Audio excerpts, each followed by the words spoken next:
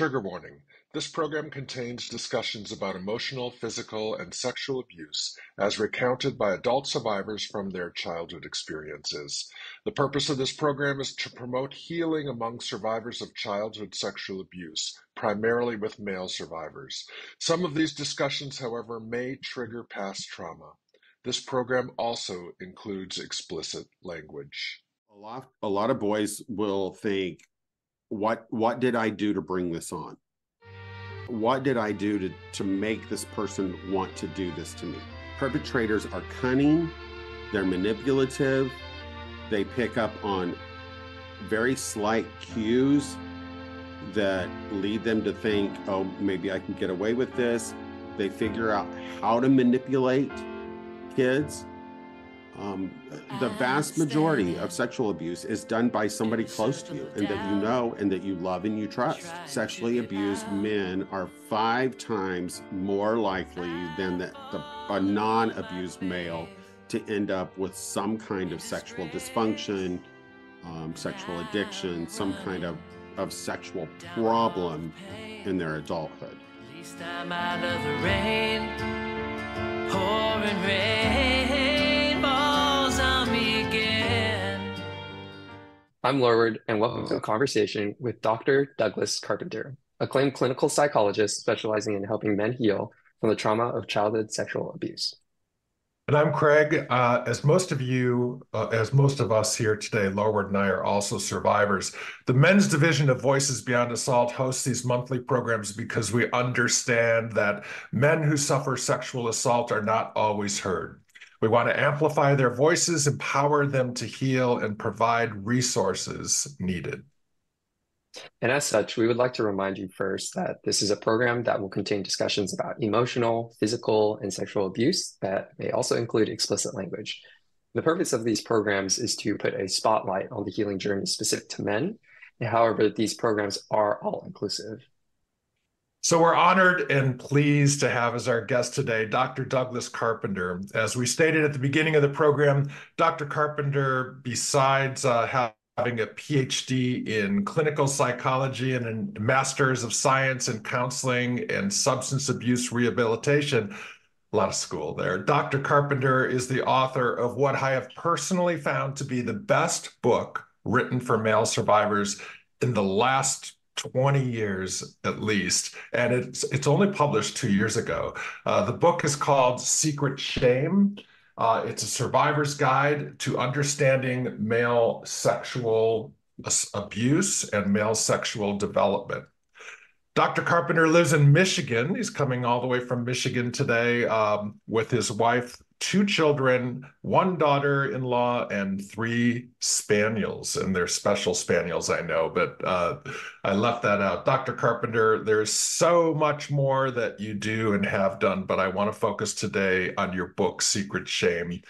I first want to thank you for writing this book. It was an absolute game changer for me personally. There are so many areas to cover in your book that we're recording 2 interviews today. So part 1 is going to focus on your findings and some of the technical aspects of abuse. Part 2 will delve into the effects of childhood sexual abuse on men's sexual and relationship development. So again, Dr. Carpenter, thanks so much for joining us today. I really appreciate it. And thank you for writing that book. Well, thank you very much. That was quite the introduction, and I appreciate your kindness and your kind words. And it's a pleasure to be here today with both of you. Awesome. Well, thank you so much again, Dr. Carpenter. Can you kind of begin by telling us a little bit about your story, how you got started in your practice, working with male survivors, and running us through that? Yeah, wow. So I went to undergraduate in Pace University in New York City. I knew for many years that I wanted to go into a helping type profession. I actually started by going to seminary first. And while I was in seminary, I then decided that this wasn't really for me, that I wanted to help people on an individual basis, which I had done all through high school. I'd worked in the guidance and counseling office. And so I'd been helping students for a long time. Um, then at the end of my bachelor's degree, I then went into a master's program that was specialized in drug and alcohol rehabilitation. During my doctoral program, I started working in a county jail, and the rest of the mental health professionals there did not want to work with the sex offenders in the jail. So having a master's in addiction, having a real interest in trauma, I started working with them. In working with them, probably 99% of the men that I worked with had their own severe sexual abuse story. And so that really piqued my interest in male sexual abuse, male sexual trauma, and then how it led to sexual acting out, problems in sexual development, sexual perpetration, sexual trauma. So that's kind of where all that was birthed in my interest in that. I did my doctoral dissertation examining 250 laws across every state on 8 different variables. At that point, that was back in 1997, 98, there was a lot of disparity in the laws. Megan's Law had just come out. I'm not sure if you're familiar with Megan's Law, but that's involves like registered sex offenders having to register in any state where they moved, because there was a lot of predators, sexual offenders who were registered in one state would move to a state where they didn't have to register. And so there wasn't a lot of uniformity in the law. So my dissertation was an examination of the disparity in sexual abuse definitions across states and requirements across states, pushing for a more unified definition and laws that stopped predators. So that was kind of my beginning. Yeah. And from there, I then just moved into an arena of teaching college, teaching about sexual abuse, teaching about addiction, and then in my own practice, that's been my focus, has been sexual addiction, sexual trauma, sexual dysfunction, all among men. Are you yourself a survivor? I am. Yes. Did that have any influence in your decision in moving into it? Not originally. It actually, and this is probably going to sound somewhat bizarre, but I think this happens to a lot of men. I, for many, many years, did not view my own story as sexual abuse. I ended up kind of framing it as just experimentation. But yet I would notice within myself that some of the behaviors, characteristics, the feelings that I had were definitely aligning with people who had been sexually abused. So it took me a number of years to come to terms with what happened to me was abuse. You know, and I find that so often with men, they try to explain away what happened to them and come up with a lot of excuses, justifications, self-blame, to where they don't even recognize that it's been abuse. So, you know, it took me a number of years to be able to say that I was abused, because the person that acted out with me was someone very close to my own age. Mm-hmm. So I never viewed that as sexual abuse. It's kind of multi-layered. His stepfather, when I would go to his house, it was probably between the 5th and 6th grade, his house was full of pornography.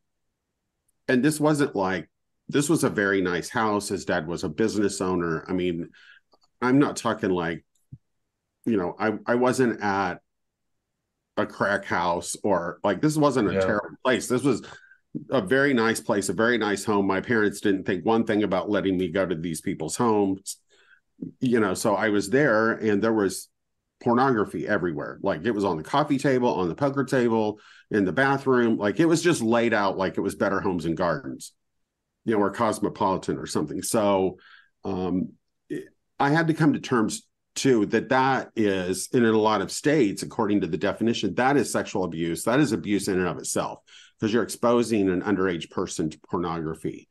That, I believe, then drove my friend to then want to act out what he was seeing in the pornography, and then started acting out on me and with me. And I had grown up as a very naive child. Like, this was a whole new world. How old were you at the time?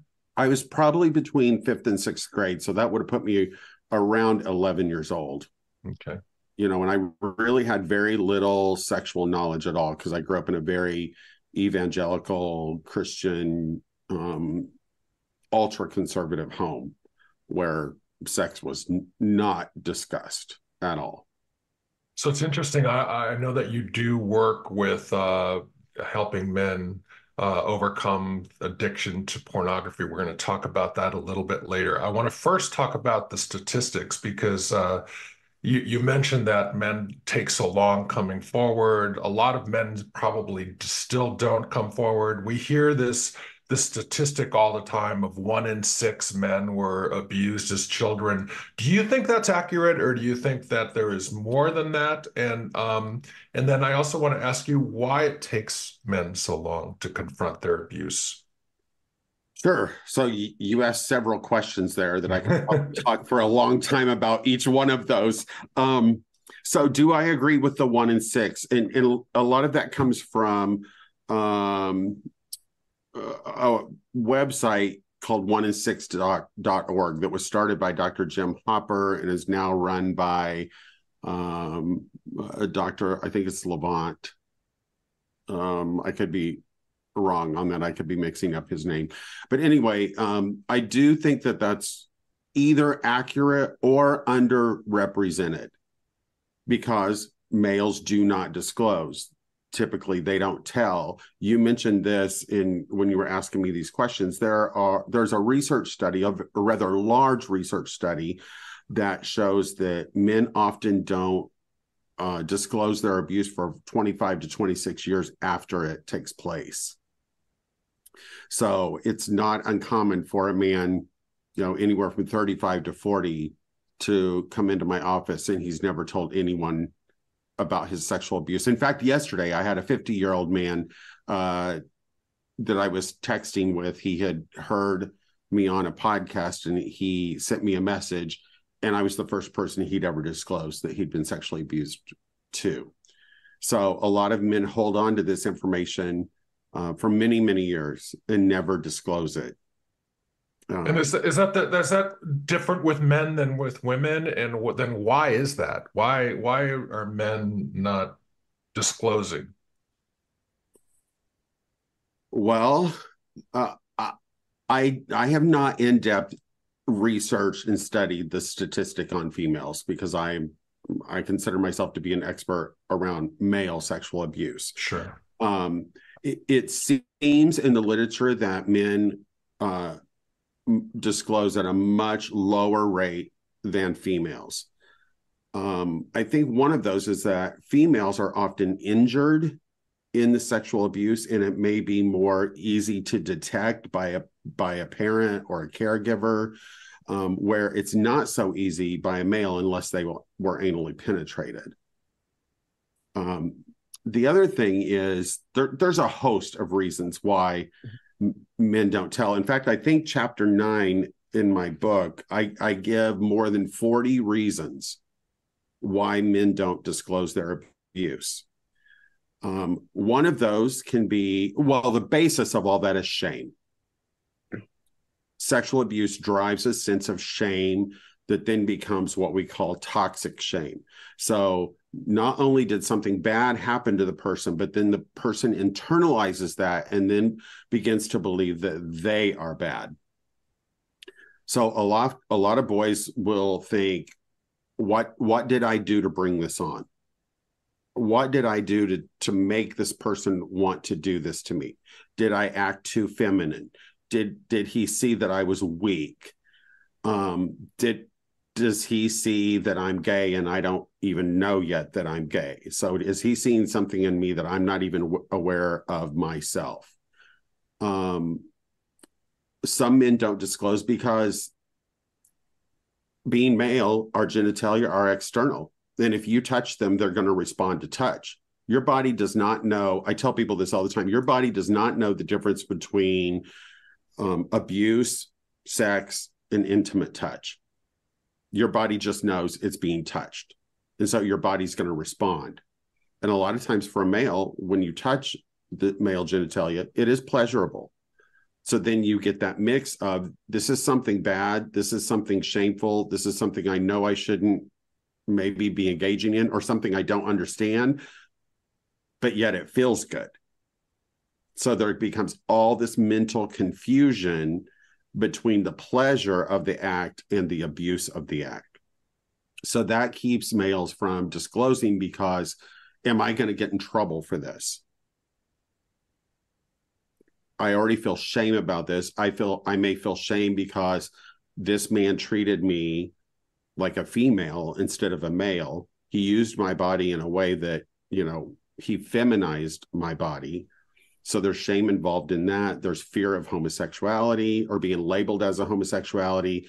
So there was a research study that showed that the top 3 reasons why men don't disclose was fear of being accused of being homosexual, fear of becoming homosexual, and fear that they themselves will then become a perpetrator, which rarely happens. So we can't even find a significant, statistically significant outcome that shows that people who have been abused become pedophiles. Okay, so I just want to lay that out there. So there is a host of reasons why men choose not to disclose, and overarching, it's because they come to believe faulty myths, beliefs, cognitive distortions, if we want to use a mental health term, about themselves, about the experience, and about the perpetrator, that then prevent them from disclosing. Yeah, well, I think that the one about that strikes me a little bit is the one about the myth about people who are abused becoming abusers.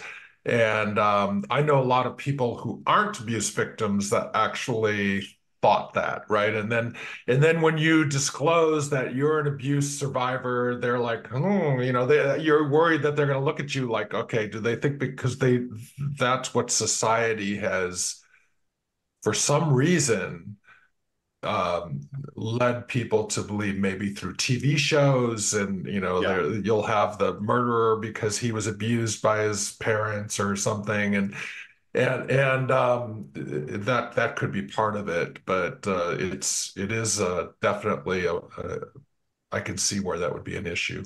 Yeah, it is an issue, and I'm definitely not saying that doesn't ever happen. Like Sigmund Freud was the first one to come up with a coping mechanism that was called identification with the aggressor. And sometimes people who are abused, during the abuse, their sense of power and control is ripped from them. And psychologically, the way they gain that back is then to identify with their abuser, abuse someone else, and take back another person's sense of power and control for them to feel back in control of themselves. So that does happen. I do see people who identify with their aggressor and then turn around and recreate their abuse scenario in a harmful way to another child. That does happen. But what happens more often is that when a person is sexually abused and they have a trauma bond to their abuse, they recreate their sexual abuse with another person, but it's still something being done to them. They don't then turn around and perpetrate it onto someone else. So I hope that there's a difference there and people can see the difference there. So, for example, there's a man in the book that I interviewed, and I used some of his quotes. His brother used to play this game with him where the game ended up that his brother would forcibly copulate with his mouth. And so he would end up giving his brother forced fellatio.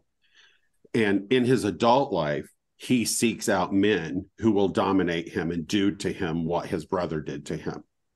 that's often how, if a person bonds to the trauma in an inappropriate way, well, any bonding to your trauma is inappropriate, but one of the 8 ways you can bond to your trauma is called trauma repetition. And that's where you continue to recreate your abuse scenario in what was being done to you in adulthood.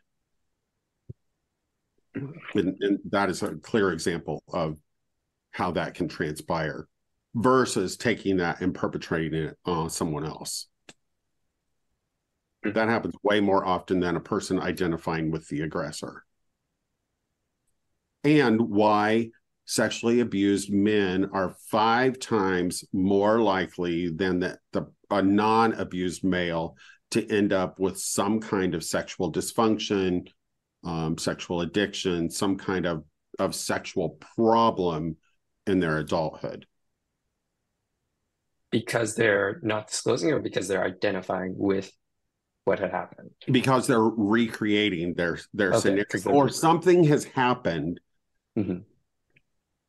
to cause their sexual beliefs or behavior to go out of the norm.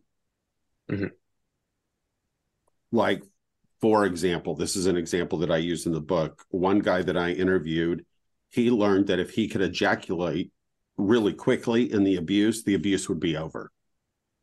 And so he trained himself to just ejaculate as quick as possible to get the abuse in. And now as an adult, he severely struggles with premature ejaculation because his body hasn't learned to calm down and separate abuse from adult sexual intimacy. So he's conditioned his body to ejaculate quickly. So that's a way that his sexual abuse has impacted his adult life.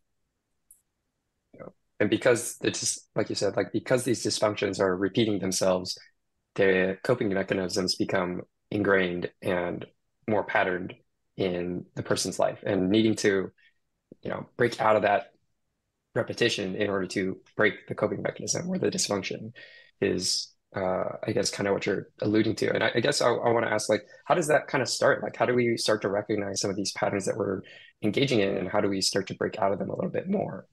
Well, anytime somebody comes to me with a problem, I try to track down what I call their origin story. Where was the first time you felt this way?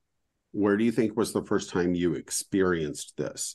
When was the first time you had this feeling? When was the first time this came into your awareness? So I try to trace back the behavior to find the origin of it. And oftentimes, like, men will come in and they will say, I keep repeating this sexual behavior, or I keep going to this type of porn, or I keep doing this certain problem. And I will trace it back to them. And many times with sexual abuse survivors, it will go back to that original sexual abuse, that something has come out of that. So, for an example, if you look at arousal patterns are based on something we call cues. A woman has a set of cues.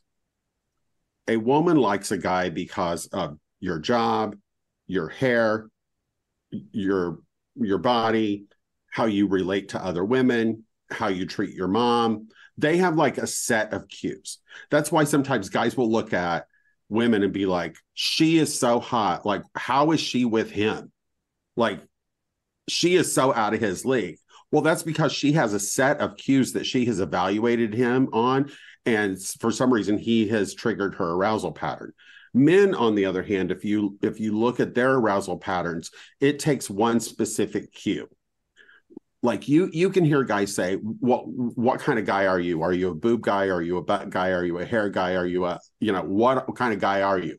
Men can be aroused by one simple cue. And a lot of times in these stories, you will look back at the origin story, and there may be one factor in the abuse that's stuck in the person's head, and then they continue to chase that in their sexual behavior for a lifetime. unless they get treatment, and then try to understand the origin story and how that specific cue has become part of their adult sexual story. Does that make sense? Yeah, there's this very like they're really latching onto this one thing and looking for that everywhere they go and continuing to look for that, even though Yes. that scenario is now gone and past. Yeah. And that's really how fetishes develop. Fetishes are an attraction to one cue, like feet. Like, for example, I treated a guy recently who he was from a pretty neglectful family. And one of the parents was ill. And so there was often a nurse at his house. Well, at the family dinner table, when he was done eating, he would get on the floor and run around and play, and would often go underneath the table. And the visiting nurse would also often play with him under the table with her feet. And that was really the only time this kid was getting some kind of nurturance from an adult. And he grew up and he now has a foot fetish and couldn't understand, why do I have this foot fetish? But when I started going backwards with him, examining some of these questions, that was the beginning of his fetish. That was the cue. And the cue was not feet itself. The cue is that feet represented getting some love and nurturance from someone. Like, I'm going to sound like Freud now. A cigar is never just a cigar. Sex is never just sex.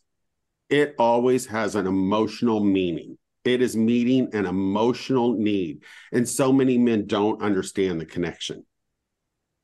I mean, that was part of my whole purpose in writing this book, is that when I was treating men, I felt like I couldn't find a resource that I felt like was comprehensive enough or adequate enough to explain and understand sexual abuse of males.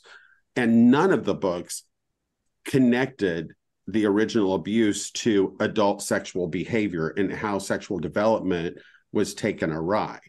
So I spent 6 years writing a book that connected the two and use it as my own resource.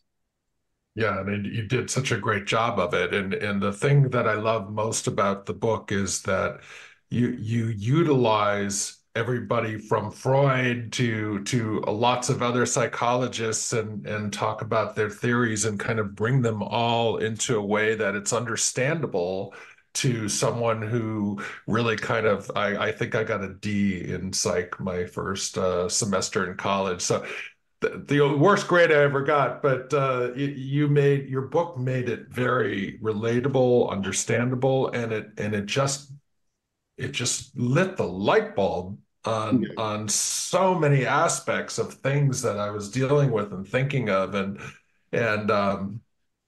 it's is that how you set out to write it? Because I mean, I've read lots of books. My wife says I have like to get a whole nother room just for all the abuse survivors and psychologist books, and none of them have been as clear and concise and relatable as yours. Oh, well, thank you. I guess I see that as one of my gifts, that I can take a psychological theory and I can break it down pretty well into layman's terms to help people understand. I've taught behavioral statistics before in college, and students will tell me all the time, like, I've never understood this until I took your class. It's like, you can take these principles and you can break them down, and then you explain them in a way that makes me go, oh, that's easy. I get that. Yeah. And so I guess I just have a knack in doing that. So, but when I wrote this book, like I said, it took me 6 years, and I read and read hundreds of research articles and pulled out information and put information together. And I tried to make that information accessible to sexual abuse victims. I wanted people to be able to make sense of their experience. You know, even if you weren't sitting in front of a therapist, I wanted you to be able to pick up this book and say, this is me right here. This is what I'm dealing with. I wanted them to be able to take this resource to a therapist and go, this is what I'm dealing with right here. And here's probably why. Like, I wanted people to be able to connect the dots. by reading this book. Well, you succeeded. And But the thing that's the tough part is that you go and you take it to your therapist and you say, this is me, this is me, this is me. This is me. It's just almost The like, entire book, you just got it all yeah, highlighted. the entire book is about me, right? So well, here's the other thing I wanted. I can't tell you how many times I've had sexual abuse victims and survivors go to therapists, and the therapist was just clueless on how to manage this or what to say or how to work with it. I wanted this book to also be a resource for therapists and counselors and psychologists who either weren't trained in this area or who didn't study anything in this area or had never experienced it. I wanted them to be able to read this book and get it. You know, I was very fortunate when I was in graduate school that I had a teacher. Her name was Dr. Betty Schlesing, and she taught a whole course on childhood sexual abuse. And I learned so much in that course. And actually, it was that course that gave me my idea for my dissertation. You know, so I walked out of graduate school pretty trained in how to deal with this topic. And then I, done a lot of continued research on my own. But a lot of clinicians don't take a specific course in this area. And I don't think a lot of clinicians know how to have this topic or this conversation about this topic with clients. And then when they do self-disclose, they don't know what to do with it. Yeah. And so you brought in so much research, I mentioned Freud, and I would run from Freud if somebody talked about him, and you made him relatable. But also Dr. Lysick, who we have had on this program prior, you reference him, you bring in a lot of, I think at the end of the book, you have like pages and pages of people that you've credited in this. Yeah. So it had to be like such a labor of love and such a long time to put this book together. And I really appreciate it. I know that anybody. I definitely feel like it was a labor of love, because I care a lot about this population and how they struggle and the impact that male sexual abuse has had on them in their own development. And I wanted them to be able to make sense of their experience, and I wanted therapists and psychologists to be able to help men make sense of their experience and to find healing. Yeah. And I think through your book, through the work that you're doing, we're very much moving the needle in the right direction. You kind of touched on this a little bit where you said, at least for male survivors, there's a large element of shame of this, can sometimes morph into a toxic shame. Can you talk a little bit more about some of the other issues that maybe men are facing where they might be like, oh, this is just like the way that I operate, but it's like, no, that's maybe something that we should look at, or maybe like a little litmus test of where you're at? Well, I want to say that the number one research identified issue with male sexual abuse is sexual identity confusion. So that is huge. And like I said, that's the number one side effect. If you asked any male, not every male, but a large percentage of males, what was the result of your sexual abuse? They would say, well, it put so much confusion into my sexuality. Tyler Perry has a statement that he said on the show with Oprah when she did the whole male sexual survivor episode. I think it was probably late 90s, maybe, when she did that. He said, she asked him, did this affect your sexuality? And he said, yes, I spent my whole 20s trying to figure out what it was that this perpetrator gave me into my male heterosexuality, what he gave me and how to work through it.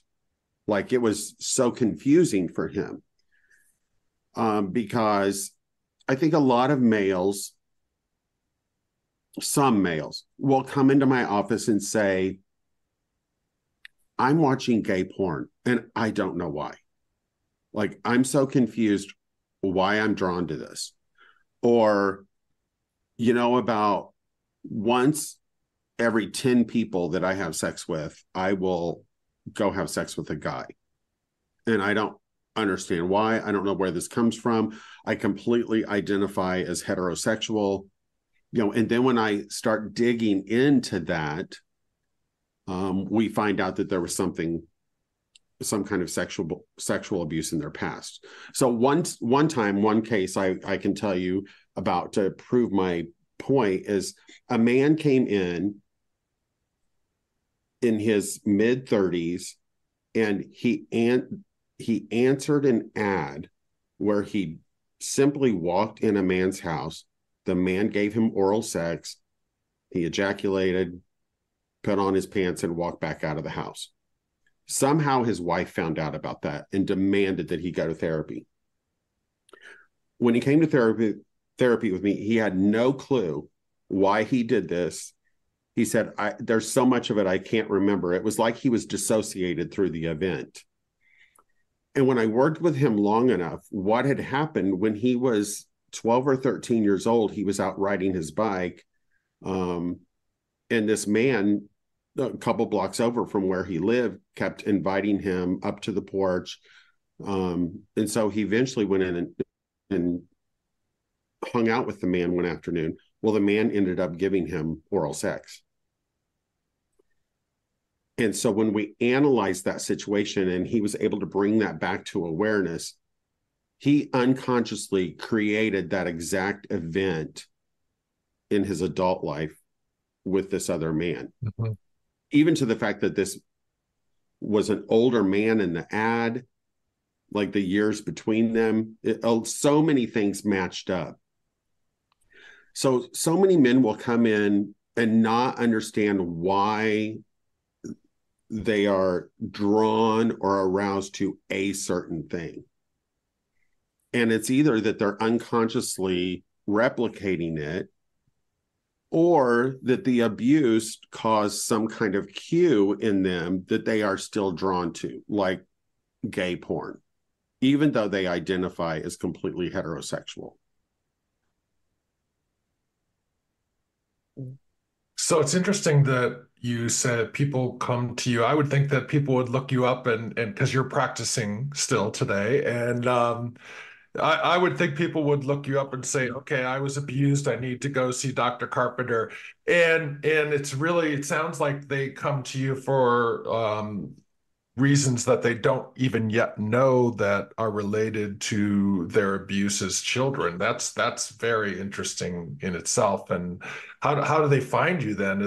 Do they just see that you deal with men's sexual dysfunction, and then that's how they find you? I'm kind of in the Detroit area. I mean, I think I have a pretty decent reputation, and that people know that I deal with addiction, sexual addiction, sexual trauma. And so, people will come to me for one reason, and then it really ends up being something else. Also, research, just general research about therapy, says that a person really doesn't tell you truly why they're there until about the 6th session.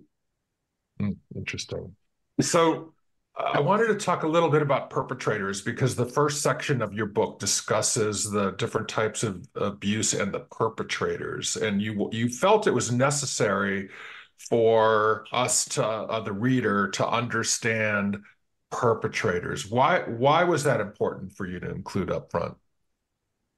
Because so many sexual abuse victims have found a way to blame themselves, that I wanted them to see you had no responsibility in this. Perpetrators are cunning, they're manipulative, they pick up on very slight cues that lead them to think, oh, maybe I can get away with this. They figure out how to manipulate kids. The vast majority of sexual abuse is done by somebody close to you, and that you know, and that you love and you trust. Well, they have figured out how to get you into that position. and then they abuse you because you trust them. Sometimes you even love them. And that makes the abuse more confusing and the disclosure more difficult. Because if you're my uncle or you're my babysitter or you're the guy next door who watches me after school and you're the one who plays football with me, takes me out for ice cream, goes swimming with me, you're my buddy. Like, you care for me, you nurture me, you take care of me while mom's at work. And then you start abusing me. That's what perpetrators do. They create that confusion. And that confusion is then how they manipulate you and keep you roped in to not disclosing. So I want abuse survivors to understand how manipulative and cunning that perpetrators are, and that this is in no way your fault. You cannot self-blame. For example, I heard one story where the kid's coach, so the mom had to work late, and so the coach agreed to keep the kid at his house until the mom got off work after practice. Okay. Well, the coach had pornography laying out on the coffee table, and he sat down on the couch with the kid, and he saw the kid looking at the magazine's cover, and he said, well, do you want to look at this? And the kid said, well, sure. And so they sat and looked at him together. Naturally, the kid got an erection. And so then the coach then blamed him. Well, this is your fault. You wanted to look at these magazines, and now you have an erection. Now I have to teach you how to get rid of this erection. So it's your fault. Mm-hmm. You did this. You brought this on. I'm just trying to help you. So that is just pure manipulation. So you've worked with perpetrators, and you mentioned that early in your career you worked with perpetrators, and not a lot of people do, by the way. They usually want to stay away from them and right. and like not talk to them and find. How does one, if it's not the abuse that happened to them, how does one become a perpetrator? I mean, there's no perpetrators club where they get together and learn all these manipulation skills and things, and how to be a perpetrator or an abuser. How do they get these? How does this happen? Did you learn anything about that in your studies? Okay, so I'm gonna probably unfairly make some connections here. So anything that's sexually deviant or is not within the norm. So pedophilia, exhibitionism, voyeurism, in other behaviors like this, the underlying basis is this person has not psychosocially matured enough that they know how to build adult, loving, intimate relationships. So with the pedophile, they relate more to the child, even though they have the adult mind to be able to manipulate the child.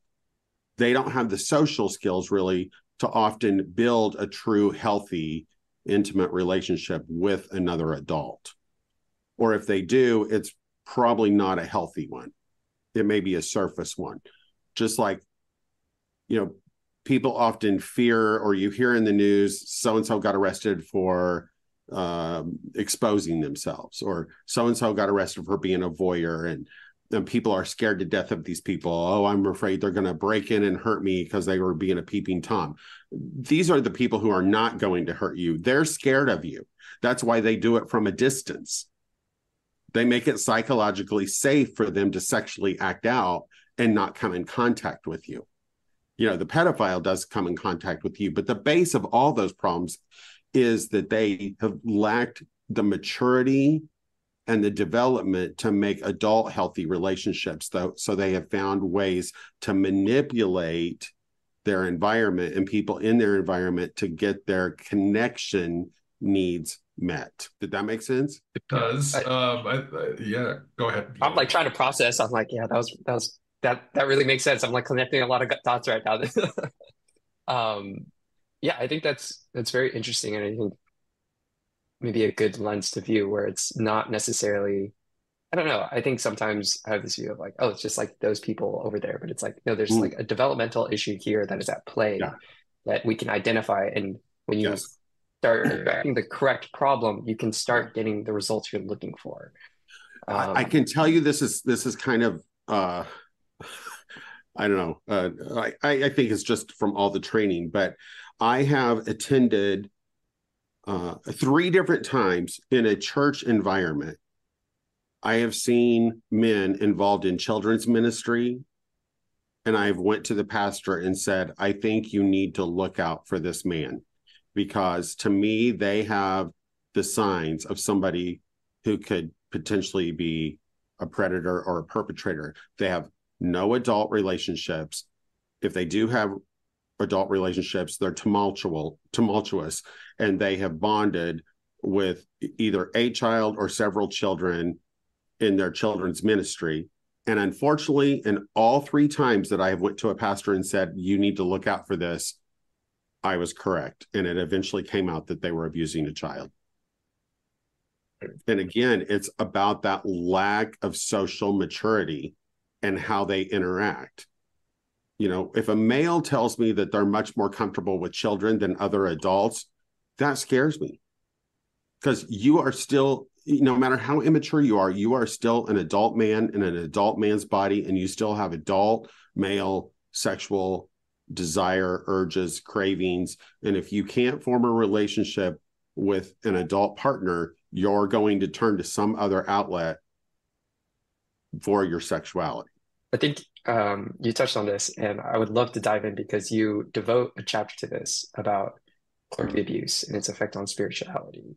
And could you kind of talk through a little bit about that? Like, is this an area where most of this abuse is happening to boys? And kind of just your general thoughts on it and anything else you'd like to share? Well, I think that there are a few layers to that. I mean, we all know about the atrocities that's happened in the Catholic Church and with the archdiocese, and the movie Spotlight brought a lot of light to that. If you're abused by someone in authority over you, and this is definitely big in a spiritual realm, people view pastors or priests almost as someone from the divine. They have some aspect about them that might even represent deity to you. When that person breaks your trust and violates you, that's where the whole theory of what's called betrayal trauma theory kind of originated, is that somebody that you really, really trusted violated you, and it became a huge betrayal. And when that happens with somebody that represents a spiritual figure for you, people have a tendency to then become resentful or angry or confused toward God or whatever they represent as God or spirituality. Another layer of that is they may be confused about, why did God let this happen to me? If God's in control of everything in the universe, why would he do this to me? Why would he let this happen to me? Why would he make me defective? Why would he allow something to happen to me that makes me different than all my peers and all other males? And so it's in that victim's mental mindset of trying to make meaning of the abuse. Why and how did this happen? And what does it mean? And often they either blame themselves, or if in a spiritual setting, they'll often turn around and blame God. Isn't it though that I know that the all about the Catholic Church and the churches, but there's also the Boy Scouts. Don't perpetrators like go to where it's the easiest to attack boys? And the Yes. thing is that the church turned their back on it. They avoided confronting it. They just moved the priest in my lifetime, moved the priest from church to church. Same with the Boy Scout leaders. They just were able to go in there without even being checked. Yeah. So I quote some statistics in my book from research. 15% of perpetrators specifically picked their profession to have access to children. 41% of perpetrators will tell you that their profession and having access to children played a part in why they chose that profession. Yeah. So if you can understand the two statistics, the first one was I completely chose it to have access to children. The 41% part of the reason was it would give me access to children. So to me, you would think that would be a good way to curtail childhood abuse by putting things in place like the Catholic Church has put in this training now. You have to go through vigorous training. If you even come close to a child, you have to, they call it virtus training, and you go through this, get fingerprinted, everything, yes, before you can have anything to do. The more we do these things for these organizations that, and they might find other ways to get to children, but at least we start closing up the opportunities, right? Well, for example, in most churches now, to get insurance on the church, you have to put anybody who works with children under the age of 18, they have to go through a background check. And if you don't do that, then you can't purchase the insurance.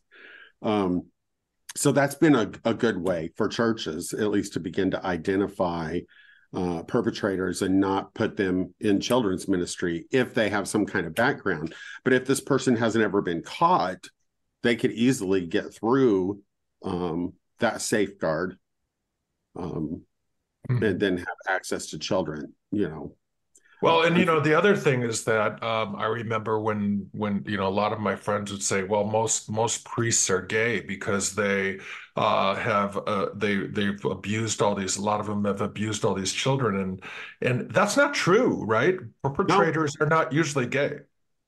No, not necessarily. No, a vast majority of them will identify as heterosexual, but either they're in a place like priests, like they can't have relationships with females according to their covenant, so they find another outlet of what's available. Yeah, well, I think they can't have sex with anybody, but well, right, yeah, that's what it's supposed to be. Yeah, right. Yeah, it's really the closing it up, though. I mean, I think you bring up a good point. It's closing those opportunities that that a lot of us need to focus on. Yeah, if we have to create, we have to continue to create safeguards for children. Make sure that the appropriate backgrounds are checked, that there's checks and balances in place, that adults are not left alone with the child or alone with a group of children. It's good for those things to happen in groups, for there to be a couple of leaders present, just creating good safeguards for children. And really, this comes down to parenting. I raised my children from a very, very young age that no one besides mom and dad or the doctor touches you in a part of your body where you wear a bathing suit. That those are considered your parts, your private parts, and the only time mom and dad or a doctor will touch them is if you come and tell me there's something wrong. And I made it very normal for my kids that if someone tries to touch you in one of those parts, that's not your fault, and you just come and tell dad, and dad will deal with it. That's an adult problem. Yeah, I wish I would have had that knowledge when kids were growing up, because I was in denial of my abuse. I ended up compensating for that by being involved in every single, like a helicopter parent, right? They call it, being involved in every single thing my kids did. When they had sleepovers, I would be very watchful, get up in the middle of the night, make sure that everything's okay. I had to be on every trip that went overnight with school. I had to go be an assistant coach or coach for every sporting event that they did. It was well, I'm sure exhausting. I know my son for sure got tired of my talks, because anytime he would go away on a camping trip, or he would spend the night with somebody, I would sit down on the edge of the bed and say, okay, I just want you to remember, if somebody tries to touch you in one of these areas, you need to call me or tell me as soon as you get home.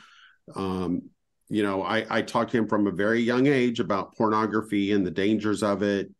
I did not shy away from any sexual conversations. I talked to my kids about masturbation and that nobody does this to you. You don't do it to anybody. You don't do it with anybody. This is your own private time.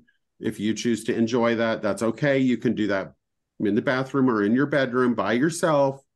I put guidelines and parameters around some of these behaviors that parents are so afraid to talk to their kids about. Yeah. And I just tried to normalize it. I didn't make it some big, huge deal. I didn't make them feel responsible for it. I tried to just say, this is a dad issue if somebody tries to touch you. How do you do that in a way that it doesn't have the reverse effect and make them unable to ever have a sexual relationship in adulthood because they're afraid of it? Like my mom used to tell me, if you have sex with a girl, your life is over because she's going to get pregnant and and so I was a virgin forever because she didn't tell me about contraception. She just told me the effects of. Okay. Well, I also tried to present the other thing is that, I am a Christian. We are a spiritual family. And I did try to talk about the beauty of sex and that God designed this to be shared with another person whom you love and that you marry. And I tried to present this as, this is a beautiful thing that your mom and I have together. And someday you will have that with your person, but you're not at the age where this is appropriate for you. Mm-hmm. I didn't try to make sex or attraction or arousal something bad or dirty or lustful. I just tried to normalize it. In fact, the first time my son had a wet dream, he came and told me. And he told me about the dream he had. No. And that was a really cool experience. I can't even imagine ever telling my parents anything to do with anything that was going on with me that way. Well, I had just, since he was 5 years old, I just normalized this behavior. And when he would come to me with a question about sex, I never freaked out. I just answered him. Like one time he came and asked me all about how condoms work because we had went to see a Broadway play where a condom it was in the pocket of the person and the mother finds it and it's a big ordeal in the play. And so then he came and asked me all about condoms and how do you use them and what do they do and what are they for? And do you just have one or do you have to buy a lot of them or, and I just normalized these conversations and I never shied away from them. Yeah, that's like a whole area in itself of teaching parents how to do this. I think would be so valuable because it's not around. And in part two, I want to talk of our conversation today. I want to talk more about the beauty of the sex part of it. So I don't want to go in there right now because we're going to get into that in part two because that's something that I think that a lot of survivors struggle with. Mm-hmm. Yeah. And just like I told my kids, this is something very enjoyable. And sometime later in life, you will very much enjoy this. But it's just not time right now to do that. I think you're touching on this idea of one, instilling a lot of agency in your children and saying you are your own person, you have a right to your own space, your own belongings, and to protect that. And also this really beautiful idea of let the adults handle the adult things and you be a kid. And I think that is a really great idea that you touched on because sometimes it's we expect kids to handle the adult problems and it's that feels so inappropriate. That's how you get kids that are growing up way too fast, who lose their childhood. And I think it's such a great idea that extends past the boundaries of this conversation. Any parent, you could tell them, hey, instill a sense of agency in your children. Let the children do what they're good at. Let the adults handle what they're good at. And don't make your kids feel weird. Right. Exactly. So a lot of this is about parenting. Yeah. Parenting, having a relationship with your child. An iPad does not need to raise your child. You do. Yes, absolutely. You took the 10 minutes to have the pleasure to make them. That was a commitment for a lifetime to take care of them. Yes. If your dad had that conversation with you before you went to the friend's house and had the pornography all over the place, do you think it would have changed things for you? Oh yeah, because I think I would have went and told my parents, like, you know, they have Playboy and Penthouse and magazines all over their house. Like, this is really weird. But because I never had any conversation about sex, I was intrigued by those magazines. Like, I'd never seen a girl with her legs spread like that. Oh my gosh. Not only was it not allowed in my household, but I remember finding one of my dad's Playboys when I was 6 years old and making on my first communion day, my mom told me I was going to hell for looking at this magazine. I mean, this is a whole nother program. We should have a part 3 on, because this is yeah, Well, amazing. okay, so here's another parenting thing. You know that exhibit that's going around about the human body, where they like have the body cut in half and longitudinal, and they cut the body. It's a museum and it travels around. I don't know if you guys have seen it or been to it, but you know, they recommend, it's the human body exhibit. They recommend that it not be kids under 12 not be allowed to go. Well, when my kid was about 8, I took him to see that. And so when I bought tickets, the person at the counter actually started arguing with me. Like, we don't recommend this for kids under 12. I said, I know. And she goes, well, how old is he? I said, he's 8. She's like, well, we don't recommend this for kids under 12. I said, I know. I'm the parent. You are not. You are not the parent. I am the parent. I am making the choice that I want him to see this. And so she did not like it. She continued to argue with me, and I just refused and, you know, demanded that she sell me a ticket. So in there, it didn't freak him out. He was fine. But when we were looking at a female who had been cut in half, he literally took his finger and he went,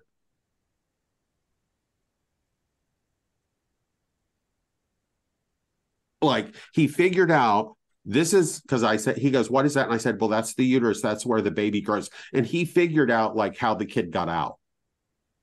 Oh. And that just opened up a whole conversation that I got to explain with a human body. Like, you put your penis in here, sperm comes out, it goes in here. This is where the egg is made. The baby grows in here, and this is how he gets out. Like, I didn't make it some big, mysterious, terrible, sexist, awful thing. This is just biology, dude. Yeah. And it was a beautiful moment between he and I. You know, instead of shying away from any of this, you have to lean into it and approach it and be a parent.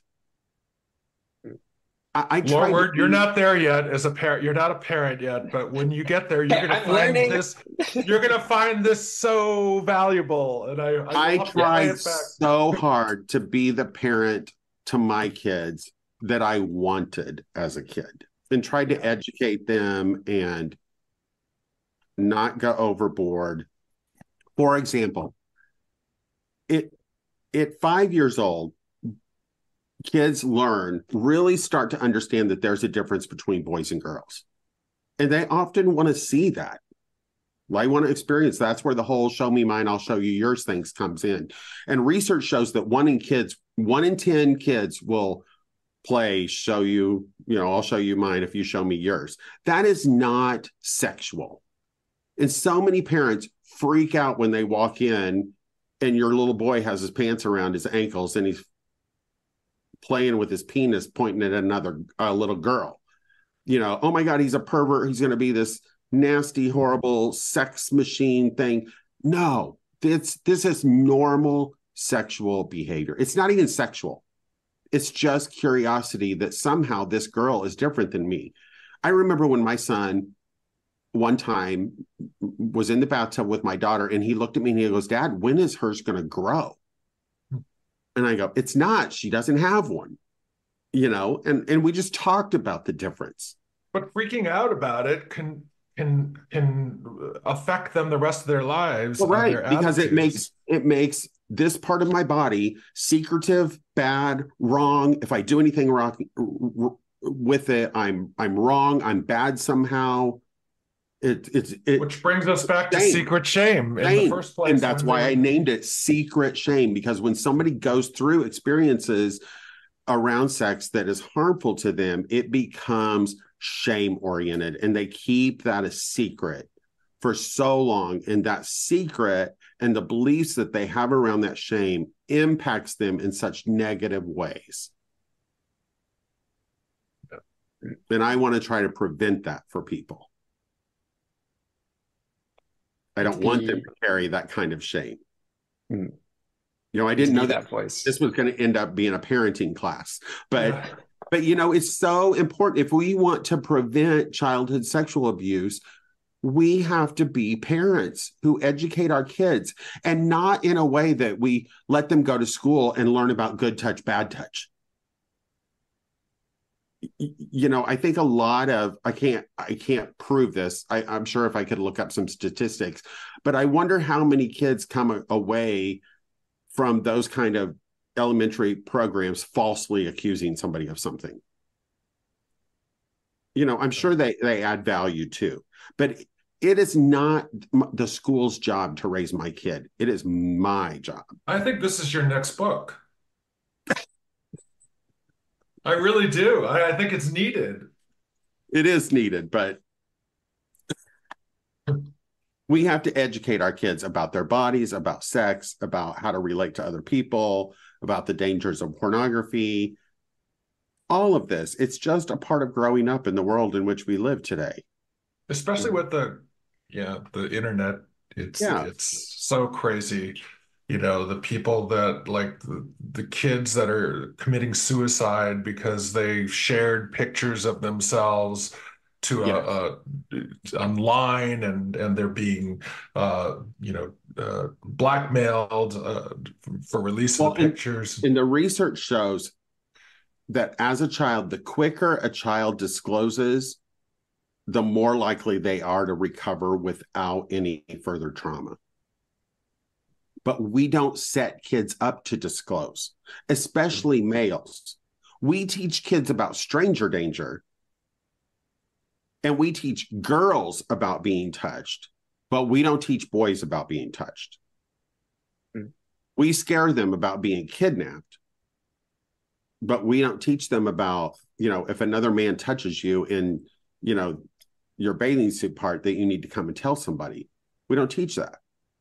Well, and females can be perpetrators too. And I remember when I was in high school or middle school, probably a friend of mine, an older woman, molested him or whatever. But today we would call it that. He called it a notch in his belt. Initiation. Oftentimes that's viewed as initiation. And if you will look at all the films that Hollywood has pumped out about adult women having sex with teenage boys, and that's glamorized. Yeah. Well, even as early as The Graduate. And how old is that movie? Yeah, 1969, I think. It's like, a long time ago. This is the freaking year I was born. 50 years. You know, there's been this belief that that's initiation. And in fact, in the Jamaican culture, I have a chapter in the book where I talk about different cultures' reactions to this. In the Jamaican culture, boys are taught that even sexual abuse is part of them being educated about sex, that it's all seen as education and initiation. And so, well, I remember that chapter. They actually perform fellatio on older boys. No, that's not Jamaica. That's Zambia. In I think it's New Guinea. That there's a tribe of people that believe that the way young males grow up into being men in adolescence is that they have to perform oral sex on other boys older than they are and swallow their semen, and that semen creates growth in the boy to then become a mature muscular man. And as the child is growing through adolescence, they have a tendency to say, see, it's working. Look how he's growing. Mm-hmm. But that's not considered sexual abuse in that tribe. So those boys don't grow up feeling sexually abused. It's a natural part of what they're taught, where in our culture that would be viewed as sexual abuse. So some of this is contextual, but like in the Jamaican culture, boys can be violated. They feel violated, but they can't disclose because they're told it's just part of being educated in sex. And so it's not all initiation, just like a lot of these Hollywood movies with an older woman it's about initiation. And boys, we're supposed to enjoy sex no matter who we get it from and where it comes from, right? We're supposed to be ready at all time. Males are so sex crazed. We want sex all the time. We're ready for it. We can get a hard on in an instant. All these societal things that boys are taught, consciously or unconsciously, that prevents a lot of boys feeling like what happened to me was abuse, especially if it comes from a female perpetrator. Do you think that's 100% taught, or do you think there is something inherent in boys that they are a little less attached to an emotional connection than women are for sex? Or do you think that's all taught and that's the way we were raised and that's what we have to change too? Well, you're getting into a much deeper topic there, because then that's going to get into imprinting in your own part two. Okay. which we're going to talk about the next session. Okay, I'll save that question. So it's we'll we'll write that question down. Right, about development, because ultimately we want a connection with a partner to be about love and intimacy, and sex is a byproduct of that. We've become a society where, I get on Hinge or Grindr or whatever, I find a partner, I have sex with them first, then I get to know them. Yeah. We're in a society who completely has the dynamic of relationship building completely backwards. I get to know your penis before I get to know you.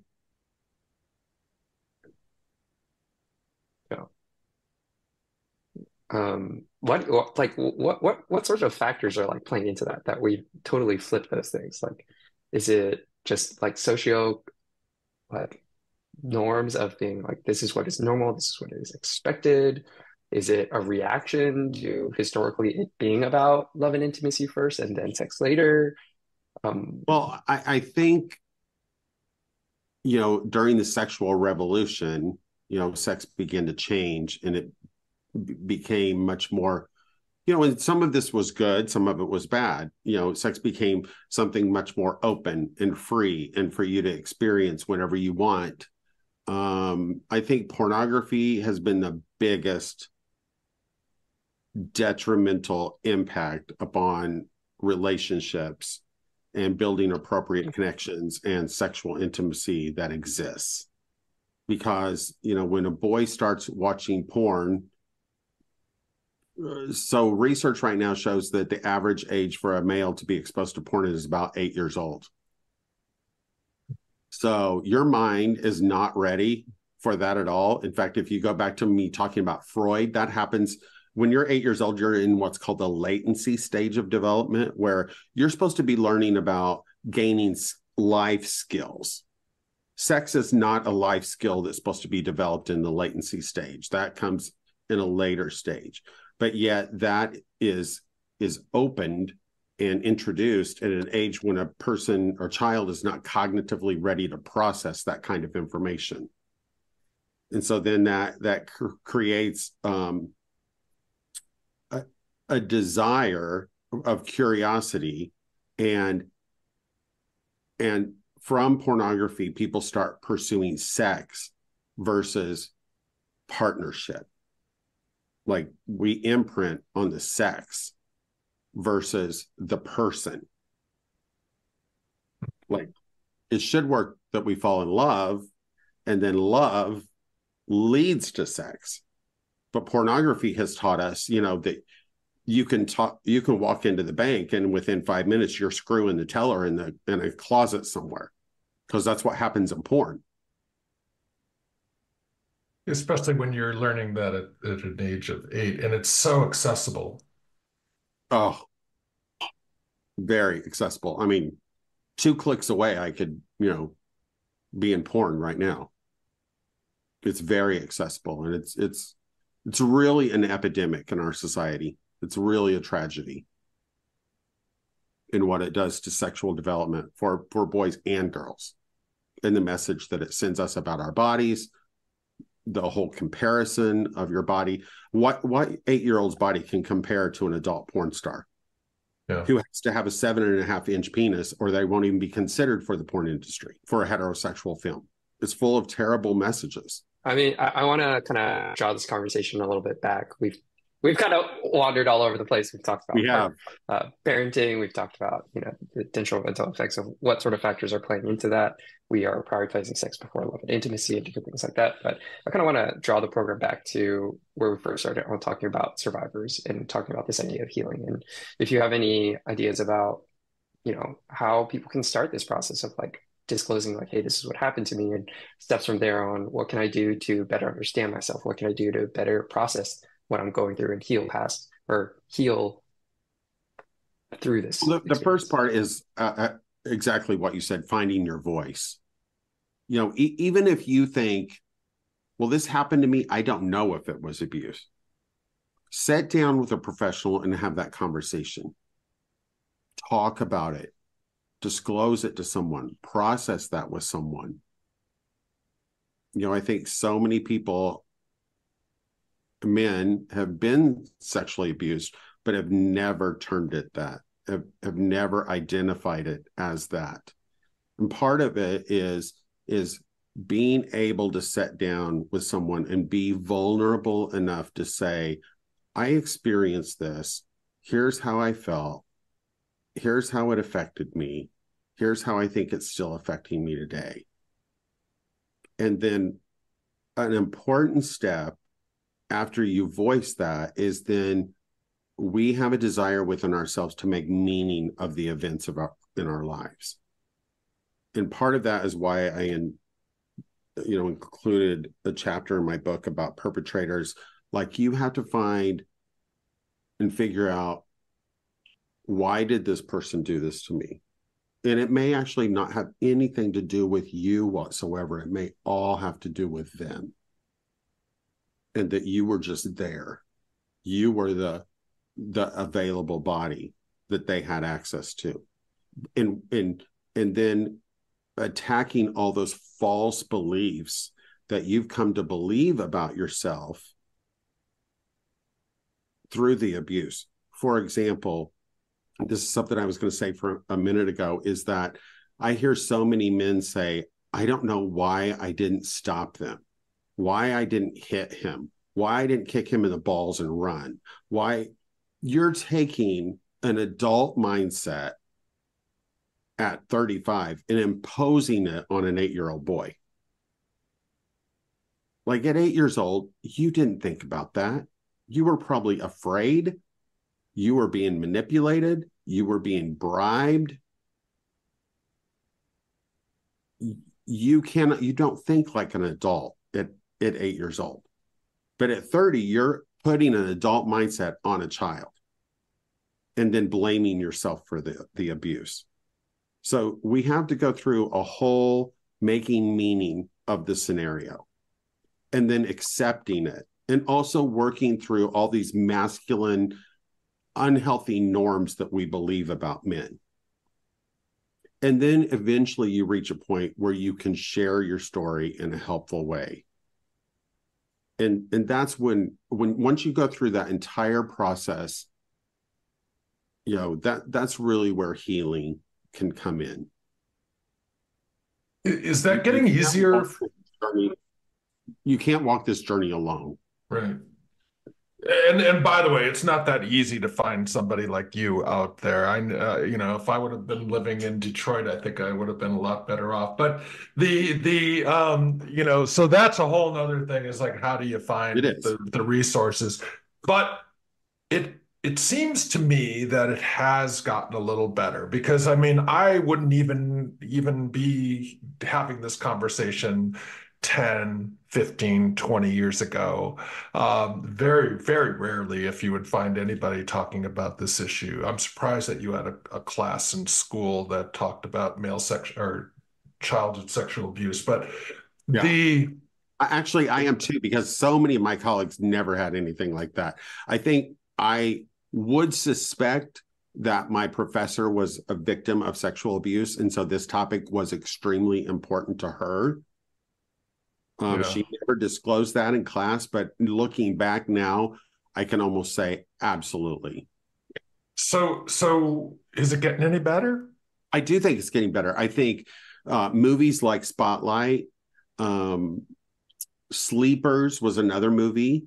I think there are movies that are starting to depict this now. And what's helped is that you have a lot of movie stars, professional athletes who are all coming out and saying, I was abused. If you look at, and I mentioned this in my book, I love American Ninja Warrior. Okay. So Flip Rodriguez is a guy on there who's one of the major athletes, and he started wearing a mask. And he, over time, has removed his mask and has talked about how that mask was something he hid behind because it was related to his own personal sexual abuse. So you have these influential people now who are coming forward. Tyler Perry's another one. John Stamos just came forward like a okay. month ago. Wow. Yeah.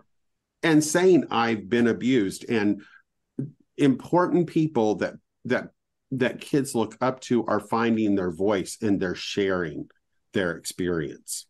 And it's so important. I think the very last line in my book, individually our voice may be small and quiet, but collectively our voices can be strong and heard. The more and more people who are willing to speak up, the louder our voices get as a group. And we can draw more and more attention to this and how to deal with it. And so I do think it's getting better, although, and this is another reason why I wrote this book, the disparity between the amount of sexual abuse research that's done about females is there's a plethora of it, and there's definitely a dearth of it when it comes to male sexual abuse. And that's another reason why I wrote the book, because I wanted to bring more attention to the research that is needed in this area of how it relates to males. In fact, there was one study done that showed that male sexual abuse, if we were to compare, I almost hate to say this, but if we were to compare the amount of PTSD and harm from female sexual abuse and male sexual abuse, some of the research is showing that it's slightly more harmful to a male and leads to more PTSD more frequently than does female abuse. And that is not, I want to make clear, I am not discounting female sexual abuse in any way, shape, or form. I'm just saying that there's starting to be a little bit of disparity in what we're finding in the research, that it's really harmful to a man, and how much PTSD. Another big part of PTSD can be dissociation, just cutting yourself off and not having any memory of it, or when the abuse is happening, you just kind of leave your body. Disassociation in sexual abuse is showing to be like a lot more significant in males as well, and a frequent side effect of the abuse. In fact, I have like 4 books in the process, and one of them is I want to write a book about the difference between when a male is sexually abused by a male and when a male is sexually abused by a female, and how the results or the impact of those sometimes differ. Because I anecdotally, I have seen some differences when a man comes in and talks to me about being abused by a woman compared to when they've been abused by men. So that's one of my books that I really want to dive into and do a bunch of research in and hopefully publish someday. In addition to parenting, the new parenting book that we're adding to your roster. Yeah. Yes. I want to ask you, I think a lot of people wonder, will I ever be over this? Will I ever get past this? Will I ever be done? And, as someone who is like a professional in that space, like, what is your kind of opinion on that? Are people ever done with this healing process? Are they ever at an end destination? Is that the wrong kind of way to imagine it?